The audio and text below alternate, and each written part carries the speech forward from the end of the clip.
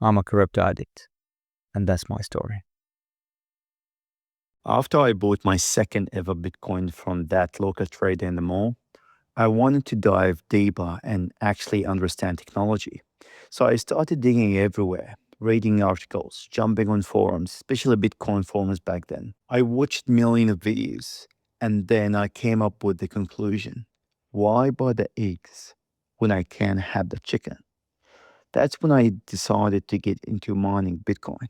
But seriously, I had no idea where to start. And I definitely didn't have the technical expertise to understand, let alone install the miner, connect it to the PC, and actually run it. In 2018, if you wanted to mine and you were a beginner, you must have heard of Isaac miners manufactured by Bitmain. I visited their website, but I was totally lost in all the technical stuff. Different types and products, not to mention they were sold out the minute they hit the market because the demand was insane back then. So I decided to find someone to help me, someone who could show me the way. I created an account on freelancer.com and I posted a project for bidders to bid on. The job description was simple: help me set up a mining device at home. And straight away, a bunch of people started bidding and reaching out, saying they could help with that.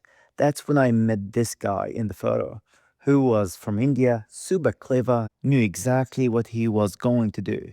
We start talking about what I want, how I could achieve it, and what the profit range I was chasing. Because more profit means more hash power, more miners to buy, and subsequently, more electricity and cooling system are needed. That's when it hit me. This is way too much. It's more than I originally thought. I figured I would just buy the device, plug it in, and start printing money. Then get rich? But nope, that wasn't the case. Anyway, the freelancer told me I would need at least 30K to achieve what I had in mind. I had no idea what to do. I was broke and had used my last 236 bucks to buy Bitcoin from that local trader I told you about in episode 2. I didn't have the 30K. So I told the freelancer guy I would get back to him. Then I had an idea. What if that local trader was interested in joining me? I texted him and he thought I wanted to buy more. I said, nope, I just want to make for a different thing. We met up and I told him about my plan. I will never forget what he said. He said, mate, you're crazy. You have no clue how much this is going to cost you. Then he started listing all the things I would need. He said I would need a place because the miners are so loud and the neighbors will complain at some point. I would need some sort of cooling system because it gets hot. I would need space because one or two miners won't cut it. I would need to handle both the physical and the technical maintenance. Then he asked, do you have any of what I just mentioned? And I was like, nope, none of the above. He looked at me and said, then it can't be done, and left. I went home devastated, thinking my dream of getting rich just vanished. But I decided to make one last attempt before giving up. I called one of my friends who work in the banking and finance world and asked him if he knew an investor who might be interested in joining a new untapped market. Yeah, you heard me right. Untapped.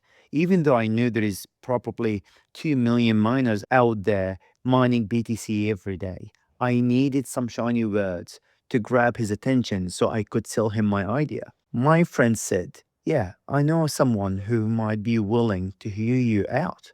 I was like, great, let's meet then. On the meeting day, I printed all these papers, photos, and spreadsheets to explain my point because it was hard as hell to explain Bitcoin to people for the first time.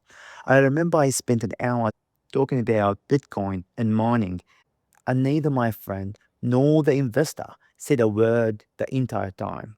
Then all of a sudden, the investor interrupted me and asked, so mining is like printing money? I smiled and thinking that he finally got my point, and I said, yes, you will never. Guess what he said next? He got angry and said, this is illegal, and left. Didn't even wait for me to reply. I just sat there, looking at my friend, and he was looking at me laughing. That's when I decided to take a whole different approach. Stay tuned.